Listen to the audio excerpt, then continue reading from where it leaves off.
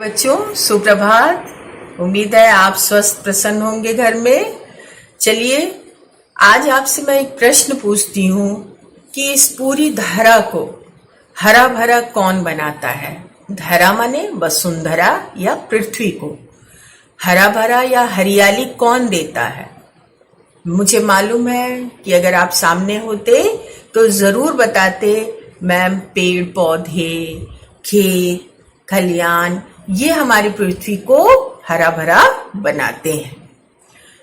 तो आज हम लोग जीवनदायी और साफ सुथरे वातावरण को बनाने वाले और हमें स्वच्छ हवा प्रदान करने वाले एक ऐसे ही परोपकारी वृक्ष के बारे में बात करेंगे। यहाँ पर इस कविता में कविता का नाम है पेड़। हर बच्चे का ध्यान अपनी बुक की ओर। कविता का नाम है पेड़ और कवि का नाम है विजय गुप्त। अब हम लोग इस कविता में आज पेड़ के विभिन्न अवस्थाओं के बारे में पढ़ेंगे। कविता शुरू होती है बीज से। आपको मालूम है बच्चों, आप भी गमलों में बीज वगैरह लगाते होंगे। सबसे पहले बीज आता, बीज को हम मिट्टी में दबाते हैं, फिर जल, खाद, रोशनी, हवा, इन सब के प्रयास से, इन सब के सहयोग से बीज पौधे का रूप लेता है और धीरे धीरे निरंतर बढ़ता हुआ वो एक बड़े पेड़ का आकार और बड़े पेड़ का रूप ले लेता है। किसी भी रूप में पेड़ हम सब मानव जाति ही नहीं, समस्त प्राणी जगत, बल्कि ये करिए पूरे जग के लिए उपकारी है। आज इस कविता को पढ़ने के बाद हम और भी पेड़ के प्रति आभारी होंगे। चलिए तो हम लोग कविता की शुरुआत करते हैं। बीज हजारों आंखें मीचे नम मिट्टी की चादर ओढ़े महटियाए से अपने बिस्तर में पड़े हुए हैं। कान पकड़कर सूरज जब हौले से धकियाएगा हड़बड़ करते भागेंगे, मंजन कर चाय पिएंगे, धरती के रोशनदानों से चोरी चोरी झांकेंगे, हरे सूट में भौचक्के से एक नई दुनिया पहचानेंगे। प्यारे बच्चों, इस पूरी पंक्ति को पढ़ने के बाद कि पहले मैं एक चीज बताना चाहूंगी। यहाँ पर कवि ने प्रकृति का मानवीकरण किया है। मानवीकरण क्या? निर्जीव वस्तुओं या प्रकृति आदि पर जब मानवीय व्यवहार का आरोप किया जाए। मानवीय व्यवहार का आरोप मतलब जो हम मनुष्य लोग करते हैं, हम हंसते हैं, हम खुश होते हैं, हम चाय पीते हैं, हम दूध पीते हैं, हम खाना खाते हैं, हम दौड़ते हैं, हम ये सब काम करते हैं। और ये सब काम तो पेड़ पौधे नहीं करते और बहुत से निर्जीव चीजें भी नहीं करती। ये सब काम तो मनुष्य करता है। लेकिन कवि अपनी कविता लिखने के प्रवाह में कई बार निर्जीव चीजों और प्रकृति को भी ये महसूस करने लगता है कि प्रकृति भी हंस रही है, बोल रही है, वो भी हमारी तरह खाना खा रही है, वो भी सब कुछ कर रही है। इसी महसूस करने को वो जब कविता के रूप में लाता है तो कवि यहाँ पर उसे मानवीकरण के रूप में प्रस्तुत करता है। यहाँ पर पेड़ का वर्णन कुछ इस तरह से किया गया है जैसे कोई छोटा बच्चा है, डरा सहमा बैठा हुआ है, छिप करके अलसाया सा बिस्तर में पड़ा है। तभी घर के मुखिया के रूप में सूरज उसको आता है और सूरज की अच्छी सी डांट, प्यार भरी डांट लगती है और वो उठकर दौड़ता है और अपने कामों में लग जाता है। कुछ इस तरह से वर्णन यहाँ पर किया गया है। चलिए हम लोग पंक्तियों के अर्थ को समझते हैं।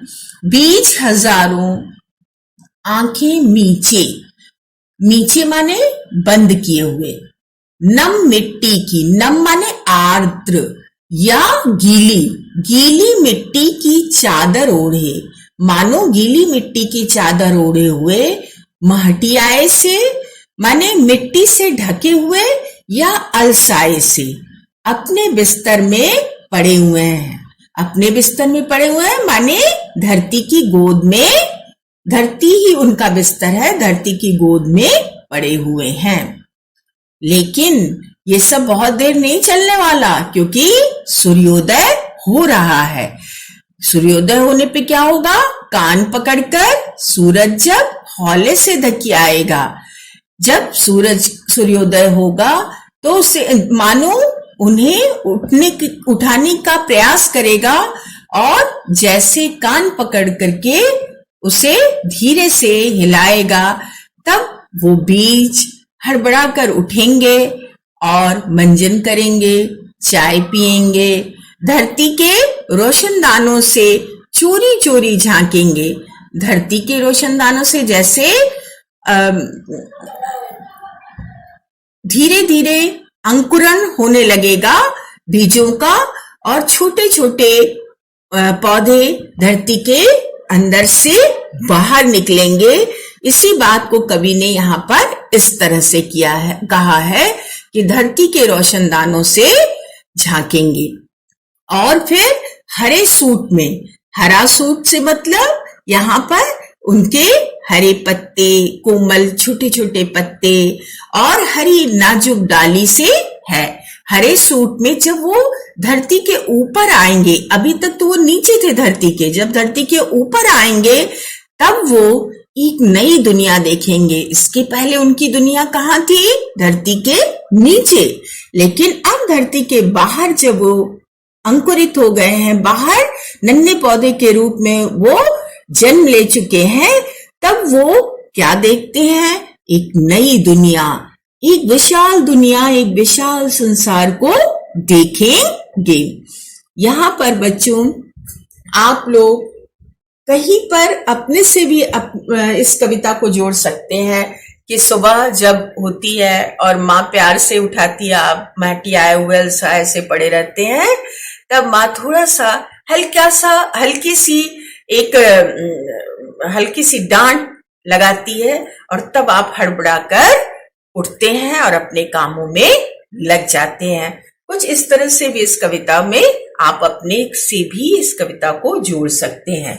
अब हम लोग आगे की पंक्तियों की तरफ बढ़ेंगे। हवा कहेगी झूम झूम और वे रुमझुम रुमझुम नाचेंगे, थक जाएंगे पोंछ पसीना पानी पीकर, भरी धूप में पत्तों की थाली से खाना खाएंगे, फिर खेलेंगे चिड़ियों के संग, तोतों से चोंच लड़ाएंगे, पीठ खुजाएगी गैया, बच्चे छांव में खेलेंगे।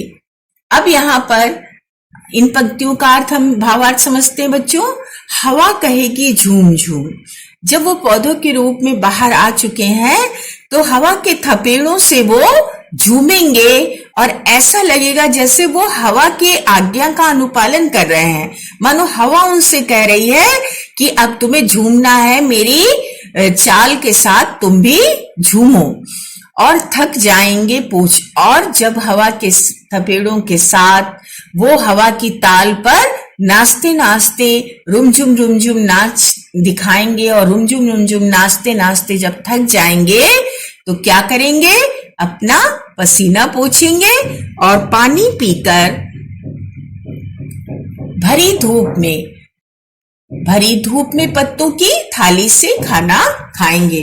बच्चों आप लोग ने साइंस में पढ़ा होगा फोटोसिंथेसिस के बारे में कि पेड़ पौधे पत्तों के माध्यम से सूर्य के प्रकाश को पत्तों के माध्यम से अपने भोजन के रूप में लेते हैं, और इसी को आप लोगों ने फोटोसिंथेसिस के बारे में पढ़ा होगा। यहाँ पर कवि ने उसी बात को, उस विज्ञान की बात को बड़े ही मनोहर ढंग से, इतने अच्छे ढंग से यहाँ पर व्यक्त किया है कि जब हवा के थपेड़ों से वो झूम लेंगे, नाच लेंगे, तब थक करके वो जल जो पानी है उसको अवशोषित करेंगे, ग्रहण करेंगे, और उसके बाद सूर्य के प्रकाश को अपने पत्तों के माध्यम से ग्रहण करके भोजन करके और अपने में नई ऊर्जा पाएंगे। इतनी बात समझ में आई? अब चलिए हम लोग फिर खेलेंगे चिड़ियों के संग, तोतों से चोंच लड़ाएंगे, पीठ खुजाएगी गैया, बच्चे छांव में खेलेंगे। और फिर उसके बाद क्या करेंगे? खाना पीना खा करके पेड़ पौधे खूब ऊर्जावान हो जाएंगे और तब फिर खेल लेंगे वो किनके साथ? जो उनके आश्रय में रहते हैं। कौन? चिड़िया, तोते, तरह तरह के पक्षी, वो पेड़ पौधों पर ही अपना घोंसला बनाकर रहते हैं और उनके संग वो पेड़ पौधे मानो उनके कलरों के साथ वो भी झूम झूम कर खेलेंगे। और फिर क्या करेंगे? वो तोतों से चोंच लड़ाएंगे। यहाँ तोतों से चोंच लड़ाने का एक अर्थ तो ये भी हो सकता है कि वो स्नेह भरे क्रियाकलाप तोतों के साथ, उनका पेड़ पौधों की पत्तियों डालों के साथ होगा। और दूसरा ये भी हो सकता है कि अपने फल फूलों को वो तोतों के लिए समर्पित करेंगे और तोते उनको खाकर खुश होंगे। पीठ खुजाएगी गैया, बच्चे छांव में खेलेंगे। और उनके तने से, उनकी पेड़ का जो मोटा तना है उससे गाय अपनी पीठ को खुजाएगी और गाय भी पेड़ों से ये खुशी लेकर के खुश होगी। और फिर उसके बाद क्या होगा? इन पंक्तियों के भावार्थ को समझने के लिए एक बार फिर से ध्यान दीजिए कि गाय, जानवर, बच्चे, हर पक्षी, हर कोई, ना केवल सारा मनुष्य जाति बल्कि पूरे प्राणी जगत के लोग पेड़ पौधों से खुश होते हैं। जैसा कि यहाँ तोते, चिड़िया, गाय के बारे में आपने पढ़ा। यहाँ पर अब हम लोग आगे पढ़ते हैं। धीरे धीरे धूप ढलेगी, शाम सजेगी, पंछी घर को लौटेंगे, सुख दुख के किस्से बतियाकर लंबी चादर तानेंगे, चंदा चमकेगा तारों की, जगर बगर में जुगनू की, लपर झपर में सभी पेड़ सो जाएंगे, हरी भरी धरती के सुंदर सपनों में खो जाएंगे। अब इन पंक्तियों के अर्थ को हम समझेंगे। धीरे धीरे धूप ढलेगी। अब शाम का वर्णन कवि ने शुरू किया है कि सूर्यास्त होगा और धूप धीरे धीरे कम होती जाएगी और शाम का मनमोहक वातावरण, ठंडी हवाएं और छाया वाला वातावरण धीरे धीरे छा जाएगा और पंछी घर को शाम को पंछी लौटेंगे। और जब वो लौटेंगे तो इसी पेड़ की छाया में अपने घोंसलों में बैठकर अपने बच्चों के साथ, अपने परिवार के साथ सुख दुख के जो दिन भर उन्होंने महसूस किया, जो दिन भर में उन्होंने अनुभव किया, उन किस्सों को, किस्सा माने कहानियों को या बातचीत को बतियाएंगे और फिर सुखपूर्वक बहुत ही निश्चिंतता के साथ पेड़ के आश्रय में आराम से लंबी चादर तानकर सारे पंछी सो जाएंगे। फिर चांद चमकेगा, चंदा चमकेगा और अर्थात रात हो जाएगी। चांद अपनी चांदनी बिखेरेगा, तारे टिमटिमाने शुरू कर देंगे और जुगनू छिपना और चमकना शुरू करेंगे। तब सारे पेड़ भी आराम से दिन भर की थकान को दूर करने के लिए गहरी नींद में सो जाएंगे। और जब वो नींद में सोएंगे तो उनका सबसे मनोहारी, सबसे सुंदर सपना वो देखेंगे। और वो सपना क्या होगा? पूरे जग को हरा भरा करने का, या पूरी धरती को हरा भरा करने का, या पूरी धरती को अपने हरियाली से, अपने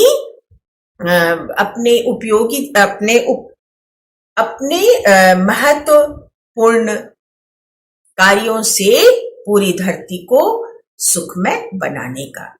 प्यारे बच्चों, यहाँ पर हम लोगों ने देखा अंतिम जो पंक्तियां मैंने आपको भावार्थ समझाई, उसमें आपने देखा कि जब सारी सुबह से ये कविता शुरुआत होती है और अंत रात पर आकर खत्म होती है। कहिए तो एक तरह से देखिए तो ये कविता पूरे एक दिन का वर्णन है, और एक तरह से कहिए तो ये कविता पूरे जीवन चक्र का वर्णन है। सूर्यास्त माने जीवन की शुरुआत, सूर्योदय माने जीवन की शुरुआत, और पौधे बीज का अंकुरित होना, ये भी एक जीवन की शुरुआत है। और अंत माने दिन का अंत, रात, और जीवन के आखिरी पड़ाव पर जब पेड़ पौधे पूरे अपने रूप में आ जाते हैं और शाम ढल जाती है, तब का वर्णन यहाँ पर किया गया है। प्यारे बच्चों, पूरी कविता को पढ़ने के बाद मुझे ऐसा लगता है कि पेड़ पौधों के प्रति आपके मन में बहुत ही एक अलग अपनापन और पेड़ पौधे लगाने के प्रति, पेड़ पौधे के महत्व को जानने के लिए और आपके अंदर जागरूकता आई होगी। आप लोग इस कविता को पढ़ने के बाद गृह कार्य के रूप में कविता को सुलेख रूप में लिखिएगा। सुलेख माने सुंदर लिखावट के साथ, और कविता को अच्छी तरह से याद करिएगा। कविता हो सकता है कि मैं आपसे पूछूं सत्र के दौरान, ठीक है, अगले सत्र के दौरान। एक जरूरी जानकारी और मुझे देनी है कि आप लोग बृहस्पतिवार को, थर्सडे को, आप एक हिंदी का क्लास टेस्ट देंगे, और वो क्लास टेस्ट कैसे देना है वो मैं कल सत्र के दौरान आपको बता दूंगी। पार्ट 1 से ये क्लास टेस्ट होगा। धन्यवाद बच्चों, इसी के साथ ये सत्र समाप्त होता है। खुश रहिए, व्यस्त रहिए।